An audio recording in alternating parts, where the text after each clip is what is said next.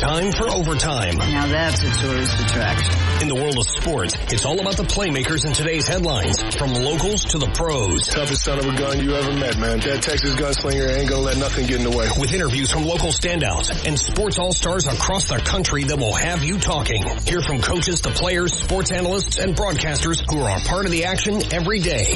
Overtime, now with Bert Ramin on ESPN 102.3 AM 1000 KSOO, Sioux Falls sports leader.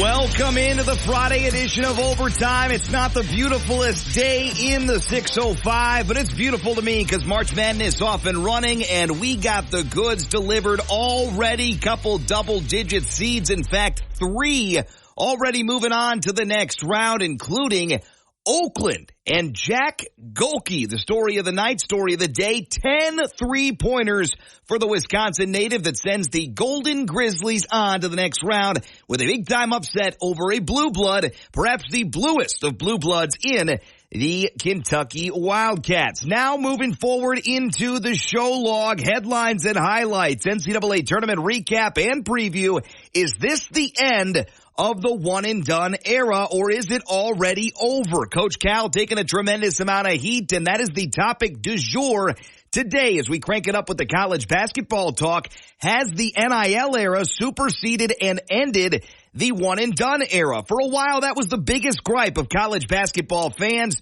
The purists are saying, hey, I like the teams that have the guys that stay there for 3, 4, 5 years. They're experienced. They're the best teams out there. And the one-and-dones come along and started to take home some titles, take home all the accolades, and really kind of redefine and reshape the college basketball atmosphere. And now with the NIL era, that guys that are great players that aren't great enough to make it to the NBA, they aren't leaping off after just 1 year. They're staying around. They're getting paid. They got endorsements and an opportunity to extend their collegiate careers longer than they would have 5, 10, 15 years ago. And that has reshaped the college basketball landscape. We'll dive into all that here in about 20 minutes. Also give you the latest pretty light news day so far from the National Football League, but we're also going to fill you in on the Shohei Ohtani situation, what might happen there, what we know, what's the latest on a very obscure, weird, cloudy, and frankly baffling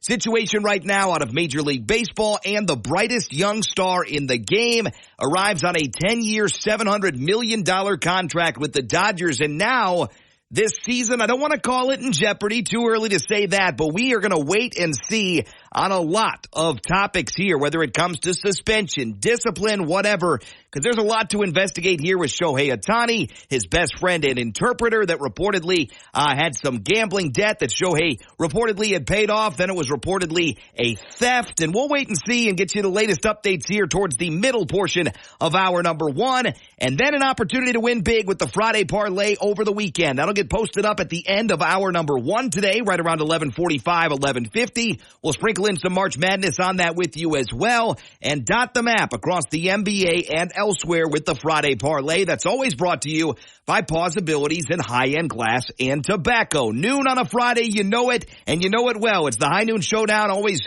brought to you, always there at noon on a Friday. Highlights and headlines, High Noon Showdown at noon, and I got a pair of Whiskey Myers tickets up for grabs for today's High Noon Showdown winner. And in case you're wondering, we're in March. We got this great tournament going on. You're going to need to know your stuff about mascots. You're going to need to know your stuff about stars and Cinderella's past and present. Those are your courtesy clues. And if you're kind of sharpening the saw here, getting ready to go for the High Noon Showdown, brush up on your Cinderella's past and present, would you please? Canaries baseball talk with manager Mike Meyer in hour number 2. That's around 12:20. The good, the bad, the ugly. And we'll be talking hockey with Anna Dua of NHL, NHL Fantasy, NHL.com to round out today's program. Hockey scores from yesterday to get to. Anaheim blanks Chicago 4-0. Rangers win in Boston 5-2. St. Louis picks up a much-needed win over Ottawa on the road 5-2. And it was Vegas over Seattle. 3-1 the final there. Tonight in the NHL, Hurricanes at Capitals 6 o'clock. Penguins at Stars 7. Blue Jackets at Avalanche 8 o'clock on ESPN+. Kraken at the Coyotes 9 o'clock on ESPN Plus as well. Into the NBA, New Orleans lost to Orlando last night, 121-106. Sacramento was taken down by Washington on the road, 109-102. Chicago lost to Houston, 127-117. Look out for the Rockets, by the way. They're right near 500, 34-35. Very well could slide in to a playoff spot in the Western Conference. And moving forward, NBA Finals from last night, Milwaukee and Damian Lillard take care of Brooklyn. A screen from Lillard, picks up the dribble, throws to Crowder 30 feet away. And back to Lillard on the left side. A step back, a three-point shot. Yes! And the icing on the cake. Dame time last night, 30 points, 12 assists in a 115-108 win. Milwaukee 45-25. Elsewhere, another big night, nearly a triple-double for Luka Doncic and the Mavs. Luka keeps it, steps back over Markin and takes the three. Hit it. 29 for Doncic, 8 here in the third. His fourth three-pointer of the game in 8 attempts. Doncic and the Mavs move their record to 41-29. Doncic goes for 34 points, 9 rebounds, and 8 assists. It was a triple-double again last night for the Denver Nuggets. Nikola Jokic, 30 points, 14 rebounds, and 11 assists in a 113-100 win over visiting New York. Murray has it against McBride. Bounce pass off over to Joker, guarded by Hartenstein. Hartenstein backs him down. Joker backs him down. Spin move. Gets to the baseline. Head fake. Over the backboard. Made it! And got fouled! Unbelievable stuff night in and night out for the Joker. 30 points, 14 rebounds, and 11 assists. One other final of note, Phoenix over Atlanta, 128-115. Tonight in the NBA, Celtics at Pistons, 6 o'clock. Thunder at Raptors, same time. Pelicans at Heat, 7 o'clock start time there. Cavs at Timberwolves, 7 o'clock on NBA TV. Pacers at Warriors, Sixers at Lakers, some of the late games. That latter one, Sixers and Lakers, 9:30 on NBA TV. Well, we got the show we wanted. South Dakota State put on a show at times last night. Slow start. A tremendous amount of fight in the latter half of the first half last night for SDSU. They ultimately fall against former coach TJ Otzelberger and Iowa State as the second-seeded Cyclones, moving on 82-65 the final. Zeke Mayo 19 points as SDSU finishes their season 22-13 for Iowa State. They're moving on to face Washington State, and Coach Otzelberger says, we start fast as a team. As far as things go for us, we start fast. We come out of the box. We play off our defense. We pressure the ball. We did that to start the game. We did that in the second half to start the half. That's who we are, and that's who we'll continue to be. Coach Otzelberger goes on to say he didn't want to play South Dakota State in the tournament this year. Didn't like the matchup when it came out. Didn't want to play against those guys. I care about a lot of people on their side and dear friends and you know, so yeah, I mean, there's that part of it that you don't love that. South Dakota State falls 82-65 the final yesterday. Elsewhere, Creighton over Akron. Here's the head coach postgame about beating a good team yesterday in the Zips. They had our utmost respect, and I think you saw, especially in the first half, it's a quality team that we beat today. So, we're excited because we beat a good basketball team. Creighton head coach Greg McDermott, final score 77-60. Elsewhere, we met our second or third Cinderella of the day with the Oakland Golden Grizzlies. Jack Golke goes for 32 points, which included 10 three-pointers yesterday. Here's a comment from the young man postgame. Obviously, we come in, we're the underdog by all measures, but you just got to, as a player, you can't think that way. You got to go out there and you got to think that you have the same talent level as them. I know they have draft picks, and I know I'm not going to the NBA, but I know on any given night I can compete with those type of guys, and our team can compete with those type of guys. Jack Golke, remember the name, 32 points, 10 three-pointers last night as 14-seeded Oakland wins over 3rd-seeded Kentucky, 80-76. Seth Greenberg, ESPN college basketball analyst, on what's next for Coach Calipari moving forward for Kentucky. Coach Cal is the coach at University of Kentucky, and he can win a national championship. He's got to restructure his roster. You can't just live and die with freshmen. You've got to have older players. The O-line, get old and stay old. All right, they've got to recruit too old as well. They're going to recruit the best players in the country, and they've got a great recruiting class coming in. But they've got to complement those guys with tougher, more physical, more mature players. And then he's got to go back to old school Cal. Old school Cal, where your team played with a chip on his shoulder. You were built on the defensive end. You had a toughness about you. Swaggy Cal is great. but old school Cal gets to the Final Four and competes for national championships. Another early exit for Kentucky, 80-76 the final. Oakland 24-11, moving on in the NCAA tournament to face NC State, another double-digit seed that punched their ticket on to the next round yesterday. Final, kind of an interesting bad call, flat-out bad call for Samford and Kansas late, but ultimately the Jayhawks get the win 93-89. Jayhawks 23-10, moving on, as is Washington State. And for those of you that stayed up and watched Drake last night, they looked like the better team for roughly 3/4 of the game, if not more. But ultimately, Washington State kept on coming, and they closed the gap. Drake led by 7 with just over 7 minutes to go, but Washington State finishes the job. 66-61 the final. They take down Drake, and their record cemented 28-7 on the season. Today in the NCAA tournament for the men, it gets going here in about 5 minutes as Northwestern and Florida Atlantic get going in the East Region first round from the Barclays Center in Brooklyn. You can watch that game on CBS 4 minutes away from the tip time. Local angles today, Western Kentucky and Marquette, 1 o'clock on TBS. The top seed in the tournament, not local, but certainly worth mentioning, UConn. Here's head coach Hurley on what keeps his team so sharp. What keeps us bulletproof, though, is we're number 1 in the country in offensive efficiency. We're top 10-ish in defense. We generally rebound the ball as good as anyone in the country. We play harder than our opponent, and we're elite with our preparation, and we don't care who the hero is on a given night. Defending champs are the top seed in this year's tournament. They tip it off at 1:45 on CBS against the Stetson Hatters. Elsewhere, local angles, 3:30 on TBS, Colorado and Florida. 5:50 on TNT. It's Texas A&M and Nebraska. That's a 9-8 seed matchup respectively. And my Wisconsin Badgers looking to avoid a popular upset pick against James Madison out of the Sun Belt. That is an 8:40 start time tonight on CBS. Maybe it's JMU, maybe it's Stetson, maybe it's Western Kentucky. As for who Cinderella will be in this year's tournament, here's Seth Greenberg. I think it's New Mexico. You look at this New Mexico team, they're built for the NCAA tournament. Terrific guard play. They turn you over. They don't turn it over. They rebound the basketball. They keep you off the glass.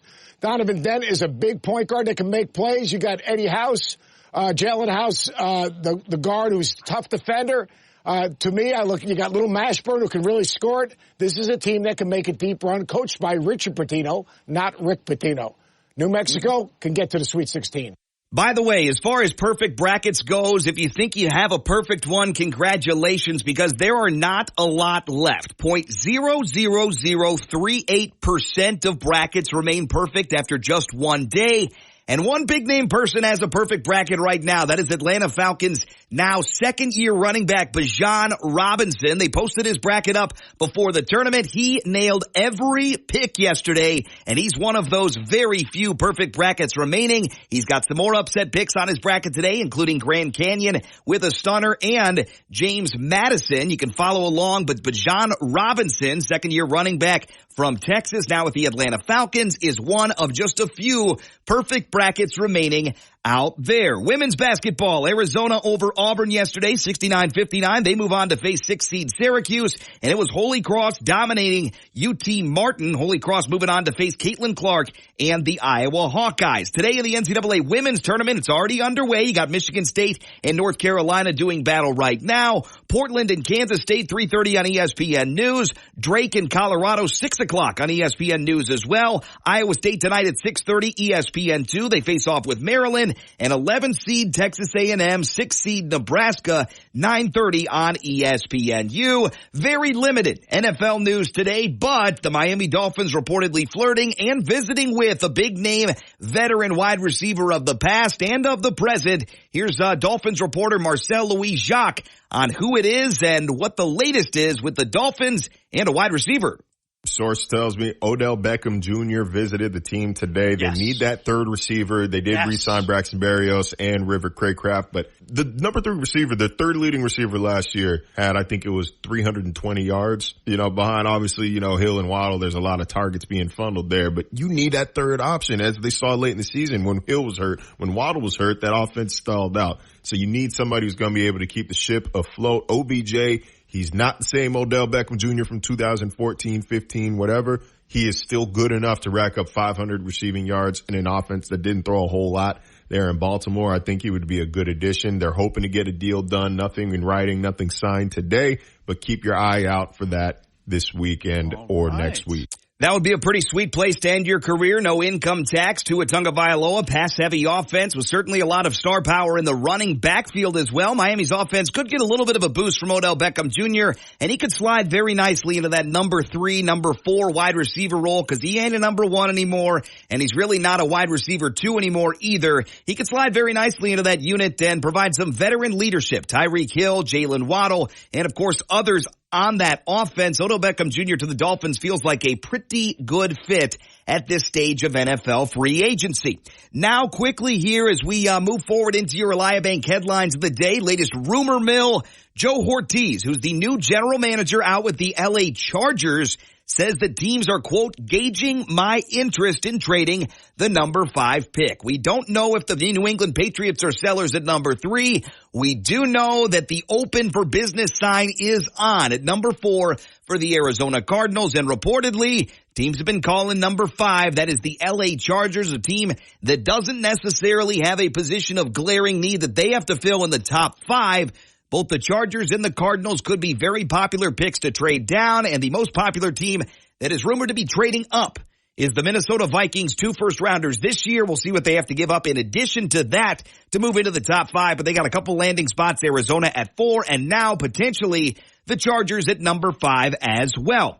We just tipped it off. Florida Atlantic and Northwestern. Early turnover for the Owls as the Wildcats take over just 15 seconds in. You can watch that on CBS. But let's dive in to your Reliabank headlines of the day. South Dakota State women's basketball, number 12 seed in the NCAA tournament. They'll take on 5th seeded Utah in the first round Saturday afternoon in Spokane, Washington. Saturday will be the 4th all-time meeting between the teams. Utah holds a 2-1 edge in the series. SDSU enters the tournament having won 21 consecutive games. That's the longest streak in program history. That streak is second only to last season's 22-game win streak that was snapped by number 1 Virginia Tech in the second round. Jackrabbits looking to win in the first round once again. Utah is 22-10 on the season. Utes toppled number 11 Arizona State in the first round of the Pac-12 tournament before falling to 3rd-ranked UCLA in round 2. That Pac-12, no joke this year in women's basketball. It will be a big-time challenge on Saturday afternoon and evening for South Dakota State. 5th-seeded Utah, the opponent. More on that, GoJacks.com. South Dakota women's basketball is in action tonight as they play host to UC Riverside for a first-round game in the WNIT. Tip-off is set for 7 o'clock from the Sanford Coyote Sports Center down in Vermilion. The game will be live-streamed on the Summit League Network and available via the Midco Sports Plus app. You can also tune into the game on the Coyote Sports Network with Jerry Palesci on the call. And also, if you have it mobile, you can get the Varsity Network app to listen for free there. South Dakota is 21-12. UC Riverside, the Highlanders, are 18-13, and they played in a home-and-home series back in 2016 and 2017. South Dakota won both meetings, 2-0 in the all-time series. Winner of Friday's game, tonight's game, advances to play Northern Arizona in round 2 of the WNIT. Date and site of that game is to be determined. Iowa State got off to a very strong start to begin both halves yesterday, and those stretches lifted the Cyclones over South Dakota State to a final 82-65 win in the first round of the NCAA D1 men's basketball tournament at the CHI Health Center. The number 2 seed Cyclones jumped out by scoring the game's first 7 points, also led it 22-7. SDSU showed a ton of fight down the stretch at halftime, pretty darn close. And again, it was 38-31, 40-33. SDSU hung around. They had their big moments, but Iowa State's very athletic. I haven't seen so many dunks and high-flying alley-oops in a ball game in quite some time, especially in the first 5 minutes. It felt like a crazy pickup game of sorts. It got under control. South Dakota State made it pretty darn respectable. Very fun season across the board for SDSU, and a lot of people now rooting for Iowa State to go on a big run. Jackrabbits are now 0-7 all-time in the NCAA men's tournament in the first round. SDSU advanced to the NCAA tournament for the 7th time in the previous 13 years and the 2nd time in the last 3 seasons. Congrats on a strong season for South Dakota State Jackrabbit basketball. They conclude that season with a final mark of 22-13.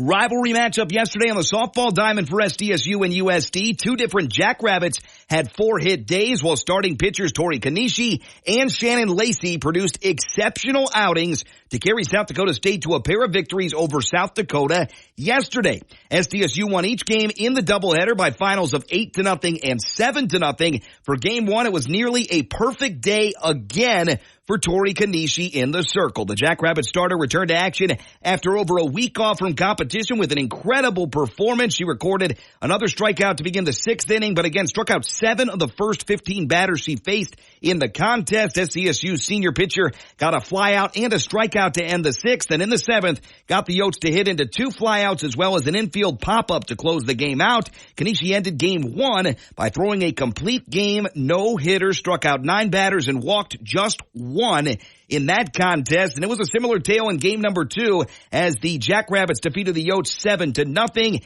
And it was Shannon Lacey's turn in the circle, one of the top performances of her college career. She finished the game with a complete game performance, struck out 6 and walked 1 while throwing less than 80 pitches. She's now got a 6-8 record on the season. Up next, the two renew the rivalry today. They close out the series looking for a sweep from the Jackrabbit side. Jackrabbits and Yotes slated for a 1 o'clock first pitch from down in Vermilion. Another day goes by. More exciting news for Augustana men's hockey. Augustana hockey captain Arnaud Vachon signed with the Greenville Swamp Rabbits of the ECHL. As announced by the ECHL transactions list yesterday afternoon, the Ajax, Ontario native captained the Vikings in their inaugural season and helped lead them to a final finish of 12-18-4. Vachon helped lead the Vikings, record their first ranked win in program history, and the 5th-year forward was named captain of the inaugural team ahead of Augie's weekend series against Omaha back in November of 2023. Vachon now joins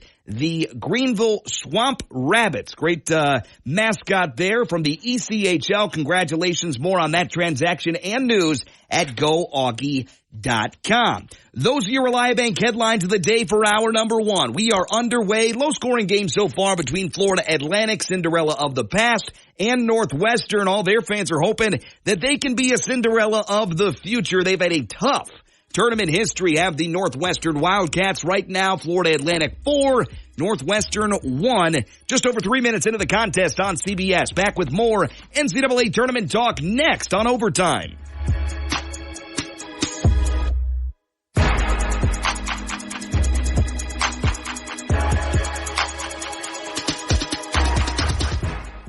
Stream us online, stream us on the app. Streaming now. Overtime with Bert Ramin on ESPN 102.3 and AM 1000 KSOO. Sioux Falls sports leader.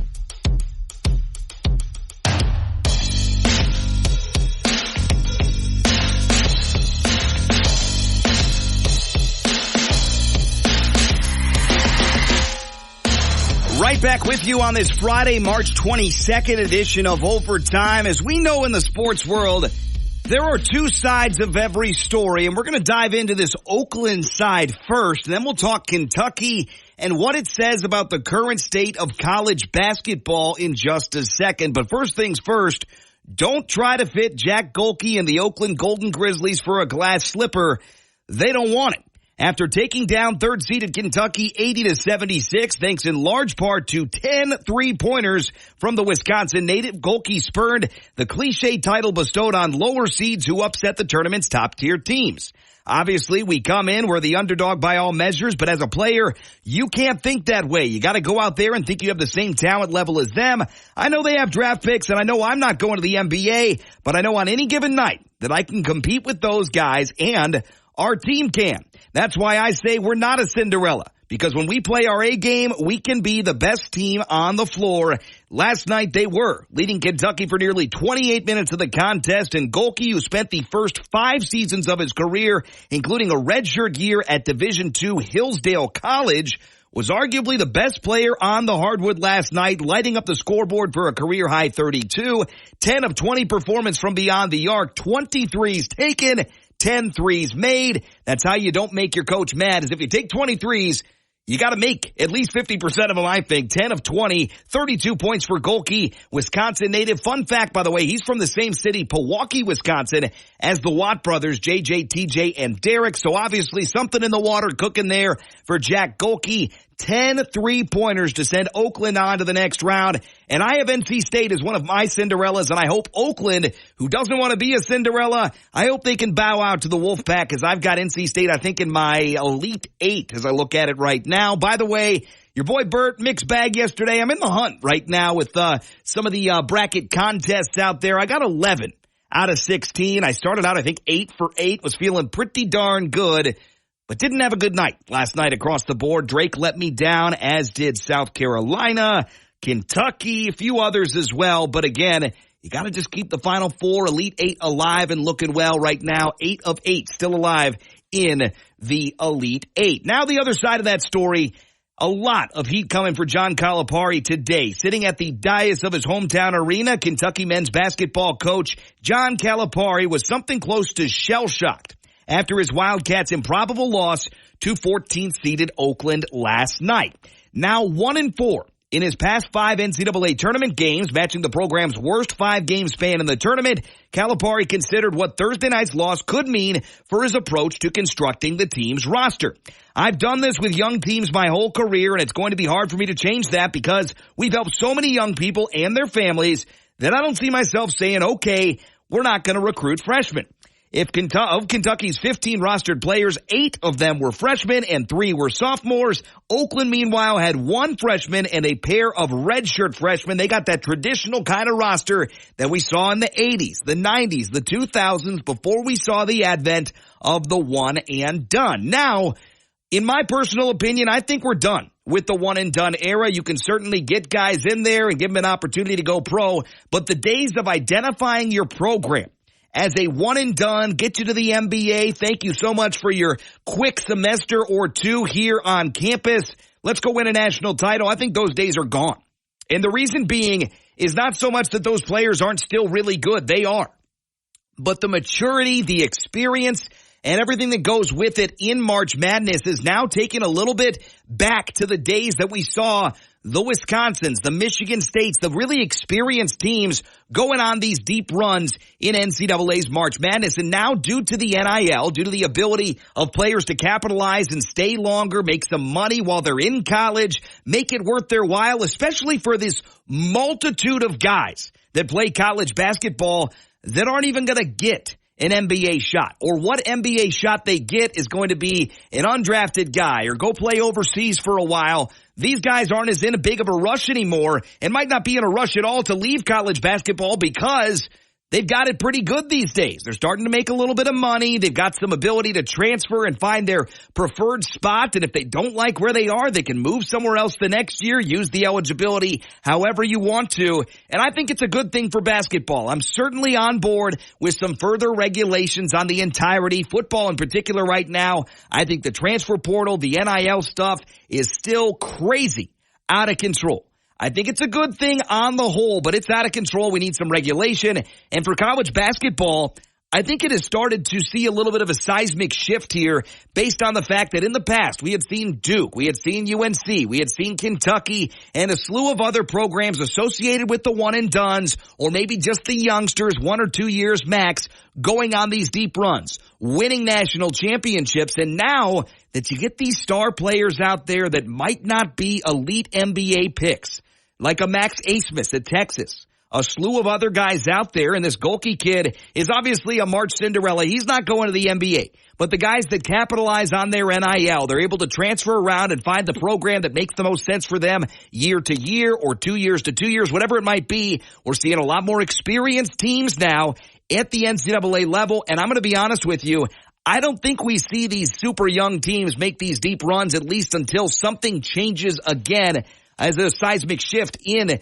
the college basketball game. I'm here for it. I thought the one and done was out of control. That was the big complaint from a lot of college basketball fans for 5, 6, 7, 8 years was I can't stand the one and done. I'm done with college basketball. I don't want to watch these 18, 19-year-olds. I want to watch these really good teams come together. And now we're seeing these teams, and you might not love the way they're constructed, but it's returning to this team-building nature of basketball. The experience, the grit, and the overall maturity of the players is shining through.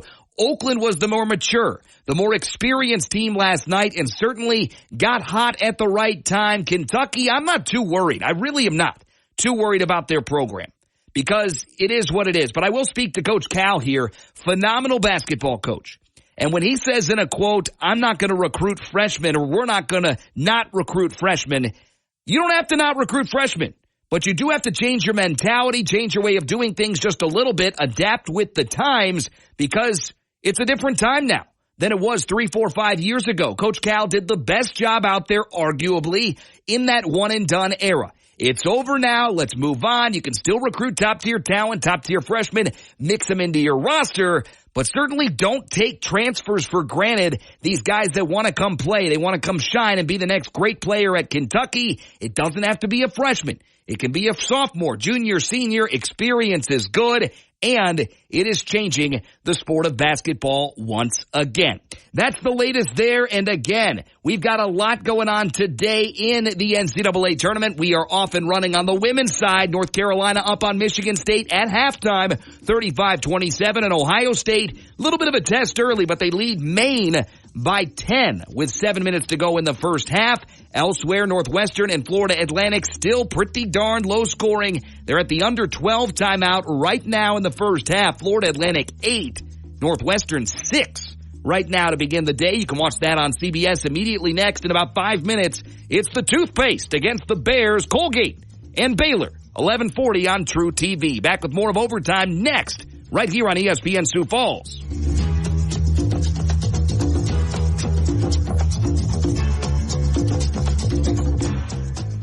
Don't miss a moment of pro sports action. Stay connected and download the app for Overtime on ESPN 102.3 and AM 1000 KSOO.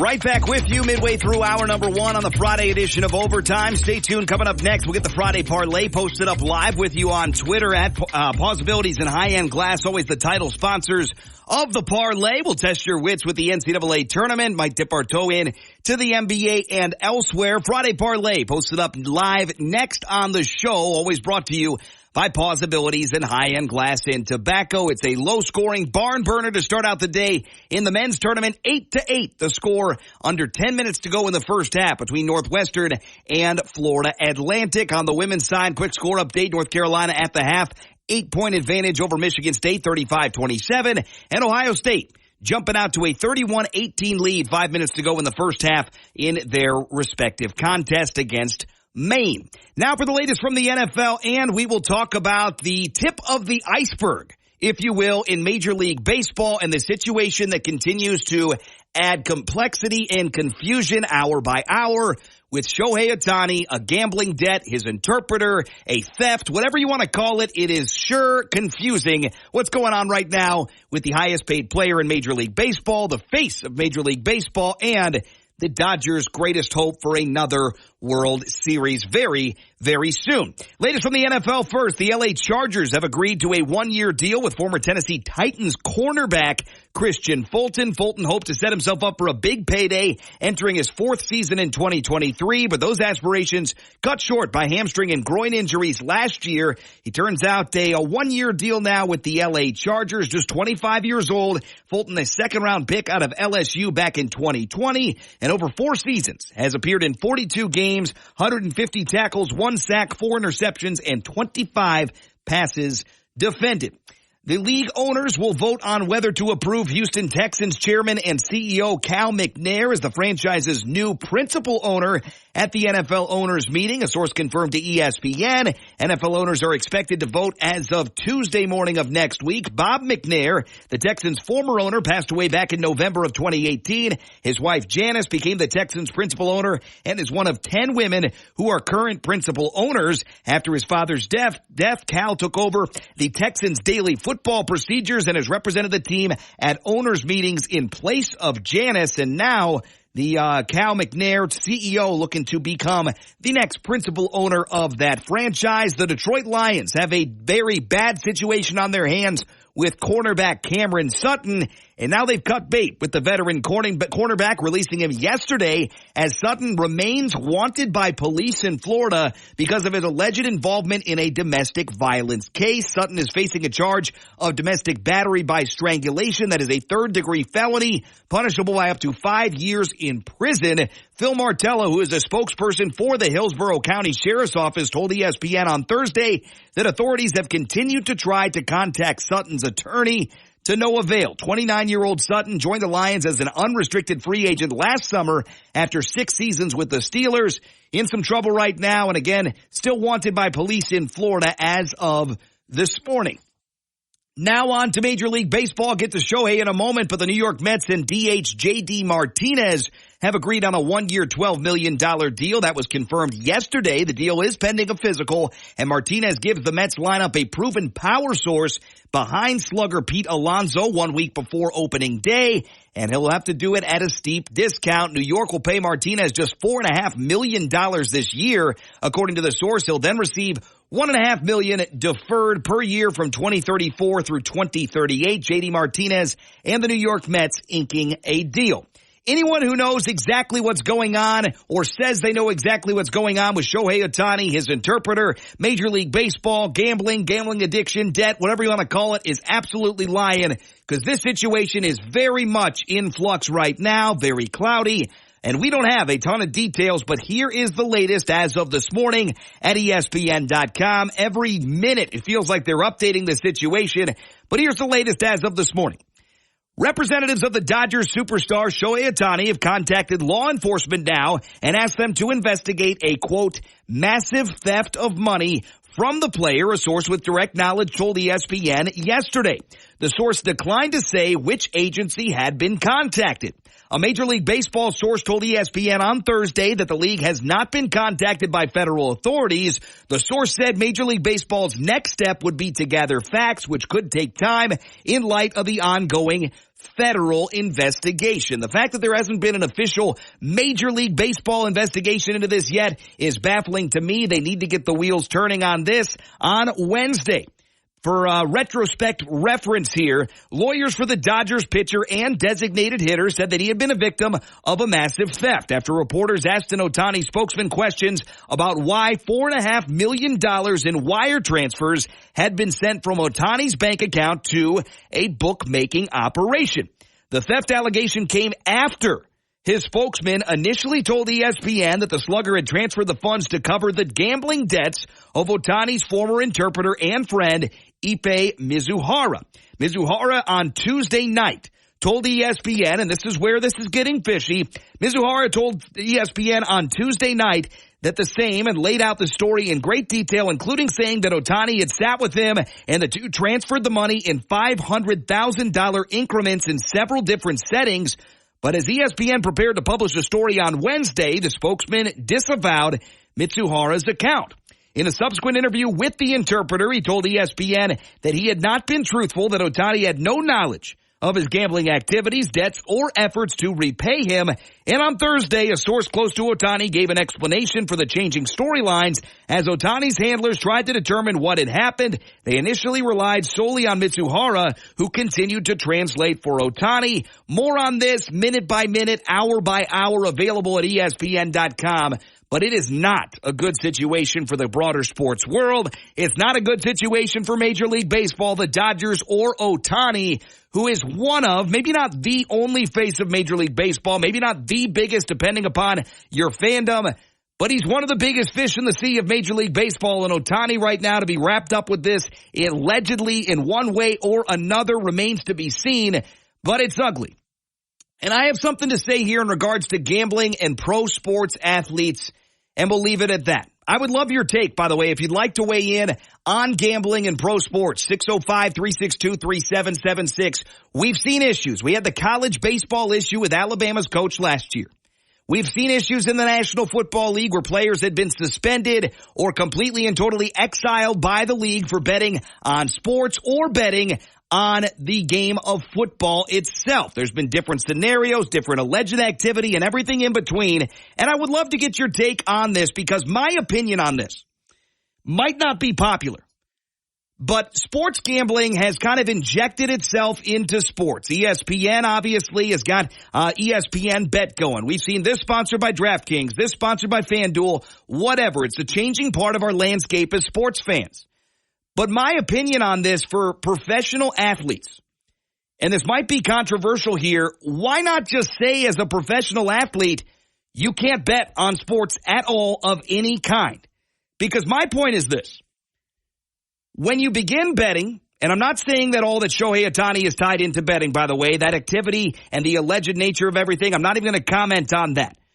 But regardless of where this goes and what we find and what Major League Baseball finds, what the federal authorities find, why not just say as a professional athlete, you can't bet on sports? You can't bet on professional sports at all because I feel like it might be a little bit of a conflict of interest. And here's why.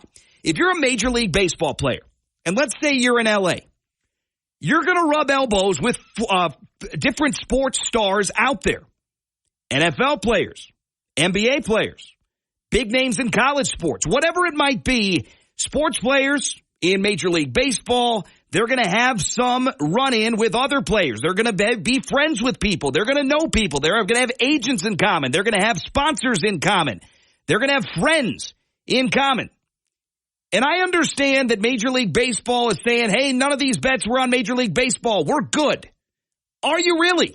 Are you really good and have your bases covered just because it's not Major League Baseball? Because as this continues to evolve and continues to get more popular in the American sports scene, gambling being tied in, the last thing that you want is any sort of conflict of interest. You don't want any inside information out there. You don't want anything going on where, let's say, some player gets hurt and a player shoots a text, hey, this guy's not feeling well tonight, to a buddy, and that gets out to a person in a different sport. Is that not a conflict of interest?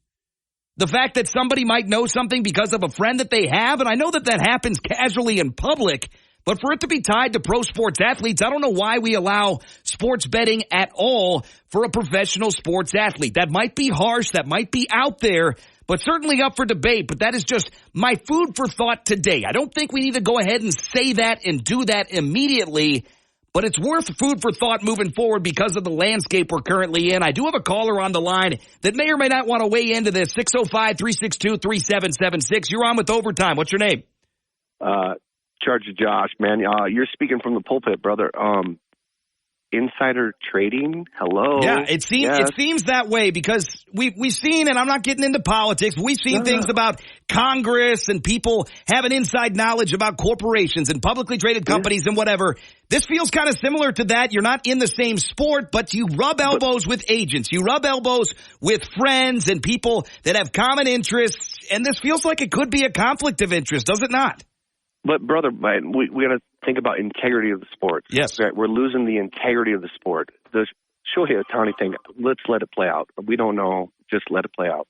But let's go to NIL. Let's go to all this stuff. It's just degrading the sport. You know what I really love this year? Women's college basketball. Absolutely. Women that are there 4 years together as a team, playing as a team. Not the one and dones, not the people money hungry, all that stuff. Beautiful sports, like it should be, right? Yeah, absolutely. So preach on, brother. Hey, thank you. Josh, I always appreciate the call. And again, you can always weigh in 605-362-3776. I know it's not going to be a dramatic shift, but just some food for thought today. If it were up to you, and I might put this out as a poll question, if it were up to you today moving forward, let's say you could say something 5 years from now, should pro sports athletes be able to bet on other sports? Yes or no? A lot of people will say, yes, they should. It's a different sport. Who cares if there's conflict of interest there, whatever. Freedom, freedom, freedom. That's fine. I understand that point of view. That's the way it has been. But is there not a little bit of a conflict of interest there for somebody that might share an agent with somebody that might share a commercial with somebody or a sponsor? Or maybe they go to their kids go to the same school. Maybe they know each other well. Pro sports athletes should not have these tie-ins, insider information, whatever. I'm not saying it's rampant right now. But when Josh calls in and says the integrity of the sport, that is hitting the nail right on the head. You don't want the integrity of the sport questioned. And we've had that a couple times in the last couple years. Any chance we get to avoid that in college athletics, pro athletics or otherwise, is paramount. We love our sports, and the best part about it is knowing that the playing field is fair. It's fair. And that's what the best part about sports is that the playing field is fair and open and honest, and we cannot have that called into question moving forward or at any time unless we want an absolute abject disaster on our hands. When we come back, something that is never a disaster will take place. That is the Friday Parlay. We'll get it posted up live. Opportunity to win big week in and week out on the show. It's brought to you by Possibilities in High-End Glass and Tobacco. And we'll get it posted up on Twitter coming up next. As always, weigh in on the show. 605-362-3776. That number is always 605-362-3776. Parlay next. High Noon Showdown after that on Overtime.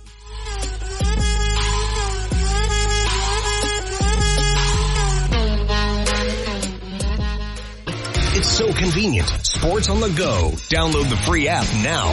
This is ESPN 102.3 and AM 1000 KSOO, Sioux Falls sports leader.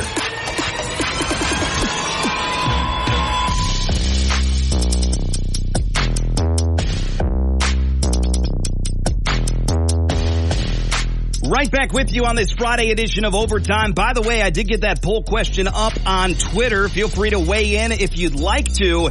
In regards to pro sports athletes and gambling, obviously it's a big no-no. It is against the rules for Major League Baseball players to bet on Major League Baseball games. Just ask Pete Rose. But other contests out there, we've seen Floyd Mayweather, the professional boxer, place bets on the National Football League. Is that a conflict of interest that should be changed? That poll question up right now on Twitter at ESPN Sioux Falls. As heard today on Overtime, I ask, should pro sports athletes be allowed to bet on sports and leagues that aren't their own? Right now, we just got 3 votes here, so it's too early to call. But 2/3 of people disagree with me and say, yes, it's fine. Keep it as it is. I got another caller on the line, 605-362-3776. You're on with Overtime. What's your name? Dan. Dan, I appreciate the call, man. Where do you stand on this?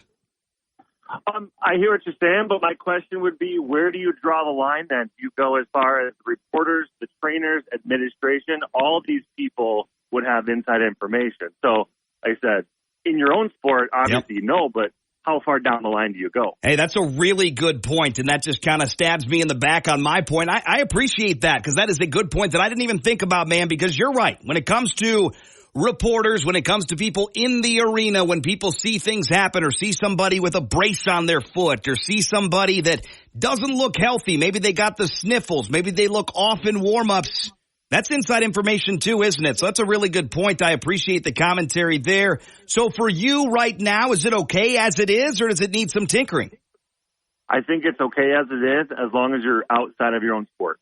Okay. Hey, I appreciate that, and I certainly respect both sides of the argument. Appreciate the call there. 605-362-3776 is the number to dial. You want to weigh in on the show. I'm open to everything here, but it does feel like there are conflicts of interest that do arise. But to that point of the caller there, great stuff, because you don't think about administrators, you don't think about reporters, you don't think about personnel that are in a venue and everybody that is connected to the web of sports. So maybe it is okay how it is.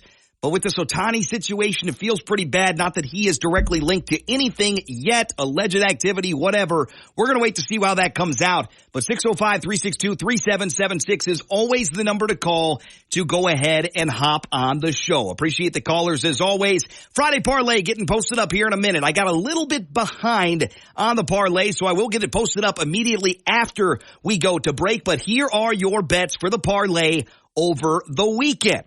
Washington State and Iowa State both won last night, taking down Drake and South Dakota State respectively. They'll match up coming up on Saturday. The Cougars are a little bit closer in the spread than you might imagine. That number, according to ESPN Bet, is 6.5 in favor of Iowa State. So you can take the Cougs in 6.5 or the Cyclones and head coach TJ Otzelberger. Elsewhere, Creighton and Oregon, both those teams won yesterday. Oregon is getting 5.5 points against the Blue Jays. NBA, your third bet, Golden State and Minnesota face off on Sunday. Warriors plus 6.5, and total points, your tiebreaker, total points for Pacers at the Lakers Sunday night in the NBA. That's the parlay. I'll get it posted up here in a second. And when we come back, it's time to duke it out for the High Noon Showdown. I got Whiskey Myers tickets up for grabs. I'm going to keep it simple here. Caller number 2 and caller number 3. Duke it out for the High Noon Showdown. Whiskey Myers tickets are up for grabs.